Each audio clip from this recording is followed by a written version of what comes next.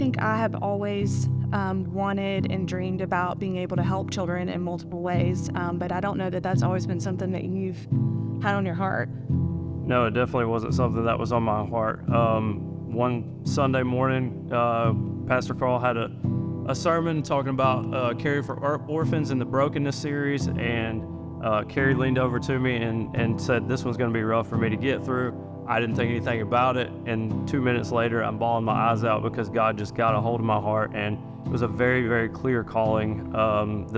Probably the clearest thing that God's ever called me to, and I can remember weeks after still struggling to have those conversations and even talk about it. It was such a clear calling and a clear vision that God put in my heart.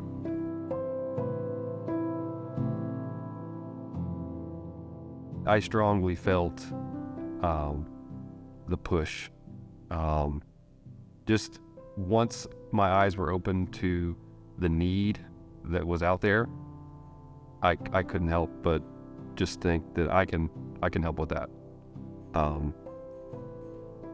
And I felt like we were in a unique situation because we had struggled for so long, and it just clicked to me like that's what we're supposed to do. Like our home is empty. We want kids, even if we're not adopting them, like these kids need a place. And why not us? Right. And you were called pretty early on for a sibling group. You felt that in your heart to got a sibling group, while it took me a little bit longer to recognize that that's something that we could do. Yeah, I felt like we were kind of uniquely equipped for that because, a lot of people, they already have a few kids, and so they can, they got an extra bed, they can take one, but we didn't have any kids. So we took 3. Yeah.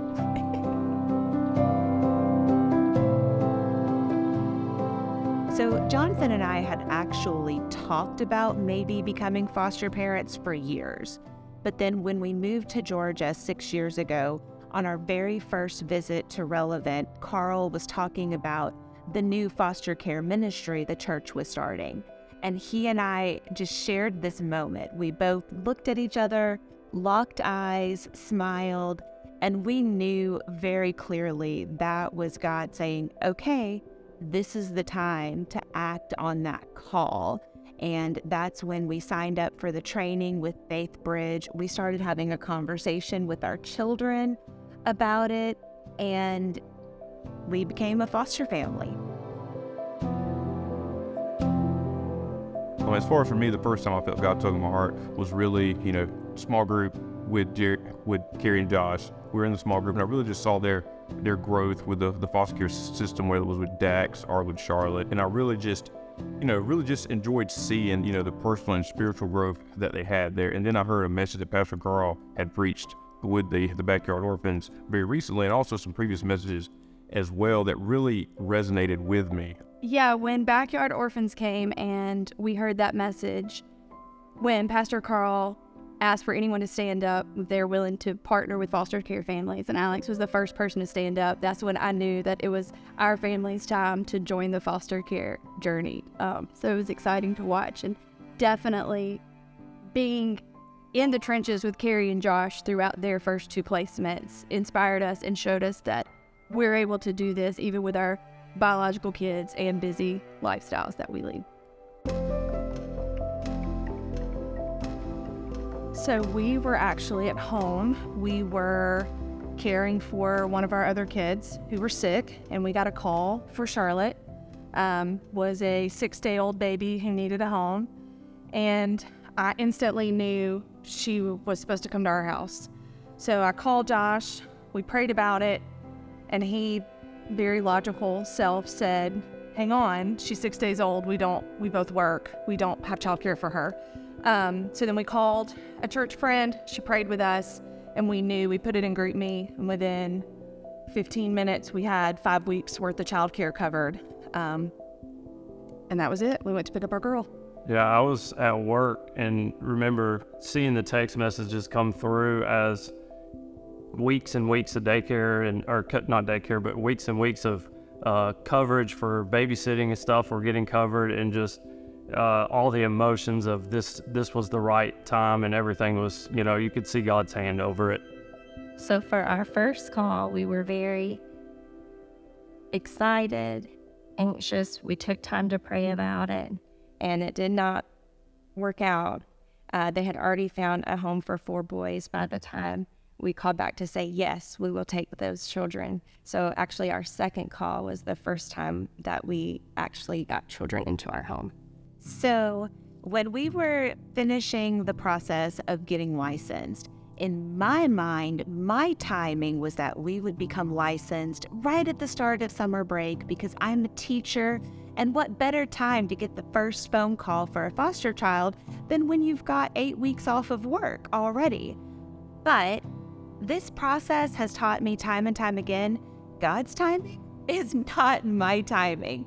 So we had some things that took longer than we expected, and we actually became licensed right at the end of summer break.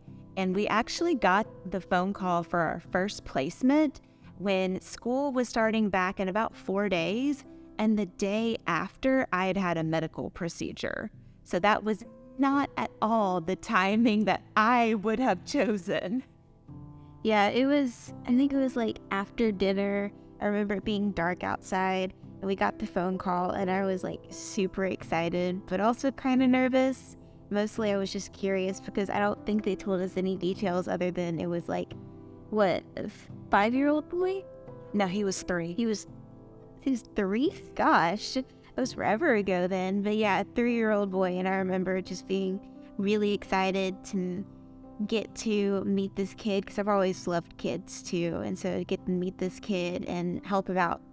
We went on a work trip to New Orleans, and actually moved our flight to an earlier flight to get home sooner, and 10 minutes after we walked into the door, we got the call. Yes, and there was just a bunch of it, of course, the emotion, the fear of like, hey, is this the right thing? Is this God's timing? But it had to be God's time. Like, we changed our flight, and all of a sudden this stuff fell into place. If we had been on the other flight, we would not have gotten that call. It would have been in the air. So it's just so crazy how God worked in that moment and really, was able to allow this to happen. Of course, the other emotions came, again, the fear, the unknowing. Yeah, so the girls showed up at 1:30 asleep. We took them straight to the bedroom, laid them down, and then went over all the paperwork and logistics stuff with Faithbridge. And I didn't sleep a wink that night. I was peeping into that doorway every hour to think, when are they going to wake up? What am I going to do when they wake up? And we decided that Alex would just go to work that day, because we're just like, we're going to need this time off eventually, but we both work full-time jobs. So he went to work, and that morning, those girls slept until like noon, and I was just still peeping through the door, waiting on them to wake up. The other interesting part was once they finally woke up is when we realized they didn't understand English completely. So that was exciting and fun and scary all at the same time, because it was just a level of unknown that I wasn't expecting. It was the most incredible. I mean, we went to pick her up and we got home and our entire porch was covered to the windows of things for her. And it was just, I don't even know who brought all of the things, but we couldn't have wanted or needed for anything for her for weeks. And we had care covered. Like, it was such a God nod of, I told you that I would do it. And it by far the most clear message that we were doing the right thing. For me, that moment was if the anticipation, because obviously you have the anticipation of a 45-minute drive there to get her, but all the emotions of that was tough. And then we get there and they only let Carrie go back to see her and hold her and get all the information from the nurses about her. And so I'm there with Braden and Addison, the twins, and we're just in the waiting room waiting. They're asking me all these questions, and so you're just sitting there with anticipation and start to get some text messages with pictures and whatnot. But there's a lot of emotions that go through. Like, you basically find out you're pregnant and having the baby all on the same day. And the call for Dax was a little bit different. We had known that Dax was born. We actually have very close contact with Charlotte's maternal grandmother, and she's the one that told us that Dax was born.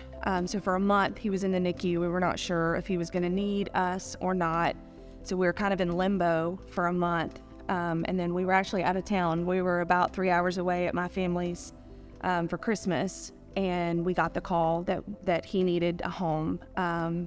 And we asked if they were going to be able to kind of hold him for the night and we'd be there the next day. They were not able to do that. So within 10 minutes, we had to pack up our whole family and drive 2.5 hours. They were sitting in our driveway when we got there, but so was our small group. They had remembered our code to our garage. They'd opened our garage. There was a crib in our room. There was everything that we needed for Dax.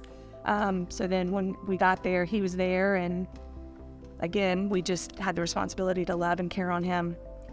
Yeah, it was like a replay. We had that with Charlotte coming home, and then you come home with Dax, and it's the same thing. Everything's taken care of. You have almost everything you need. So that first placement, they bring him to the home, and just to finally have those questions answered, because they don't tell you much information about a child, to have a face to put with the name. And he was such a ball of energy. I didn't think he would ever stop moving around and exploring the new space. I remember seeing him for the first time and letting him explore the house and being really excited to show him the bunk beds in the room he was going to be staying in, and letting him pick whether he wanted the top bunk or the bottom bunk. And it was just it was cool, it was like having a play date, but also getting to help someone out. When we went to first meet our adoptive daughter now, Morgan, and her 2 half-brothers, we had very mixed emotions, and that's pretty common for foster care. You're excited, you're hesitant, you're concerned about the outcome of the situation that you are willingly stepping into. I say all that to say that once we met with the kids, the rest was just, we would do whatever was needed in order to be with them, to help them, and to love them. My greatest reward from foster care is to watch our kids love on kids from hard places. We were so protective of them at the beginning, and they seem to understand it so much better than we do. And it's been hard for us when we get ready to say goodbye, and it's so easy for them to know, well, we were just supposed to love them for right now, or we were just supposed to be there for now. So that's been my best takeaway, is to watch my kids thrive. 2021 was really hard. Dax was sick a lot. We spent 7 to 10 days in the hospital every month of 2021 with him. And we took turns as much as we could. I spent Father's Day in the ICU with Dax so that Josh could be at home with our other 3 kids, and then he spent Mother's Day. And we both work. We really struggled to know if we could care for him in the capacity that he was going to need care for. With 3 children, we worked full time. We weren't 100% sure that was God preparing us to be able to give him to a family that could meet his needs. So we were really wrestling with that. And Josh was with him in Atlanta on Mother's Day. I was in the hospital with Dax on Mother's Day. A song by Brad Lake had recently come out called Talking with Jesus. And if you heard the song, there's a part in it where he talks about his son walking in while he's praying.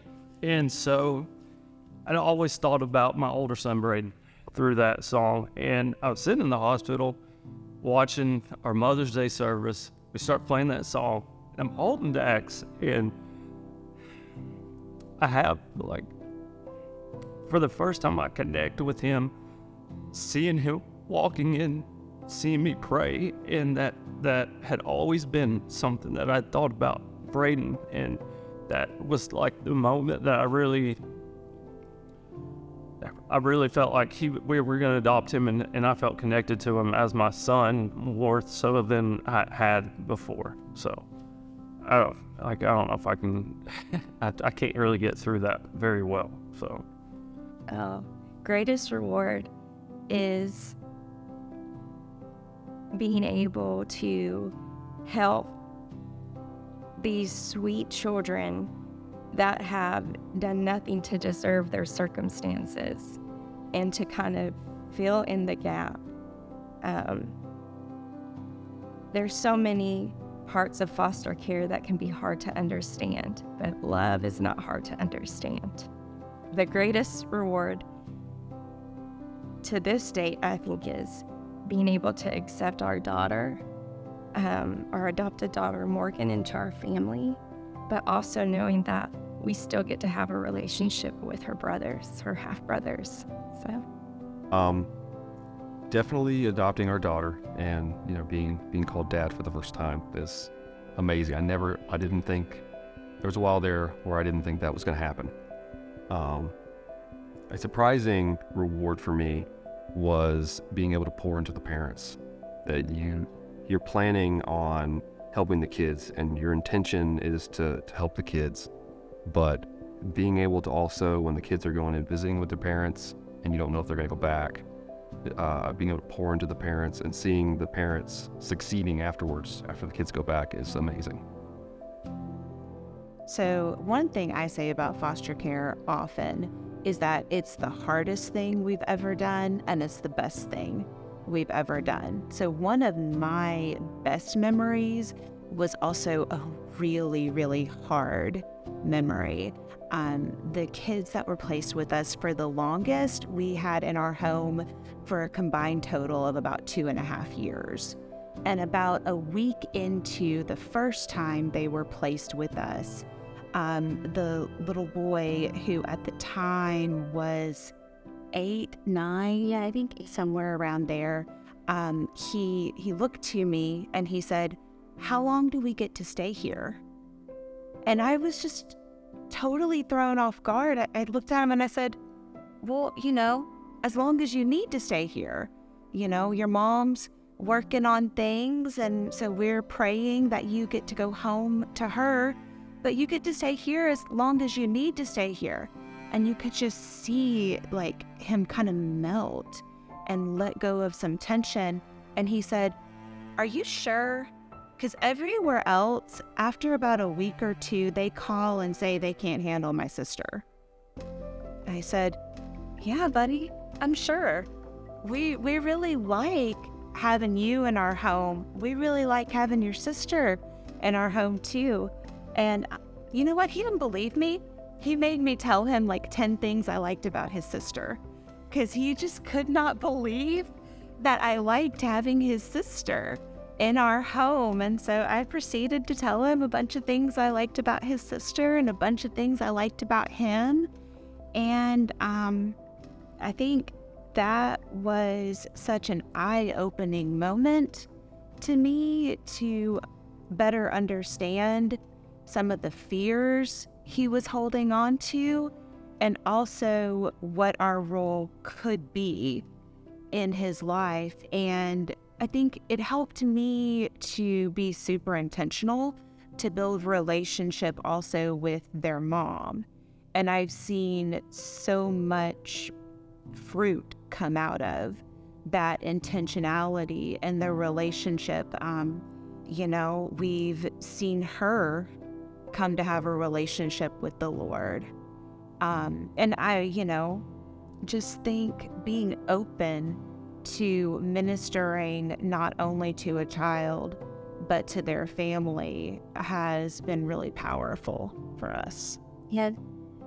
My most impactful moment, I guess, was when my little sister, foster sister, the one that she was referring to earlier, she started counting because of a Mickey Mouse show, and she is autistic and nonverbal, and she started counting and she started progressing more instead of just, she was like a wild child when she first came to us, and I mean that in the most literal way possible.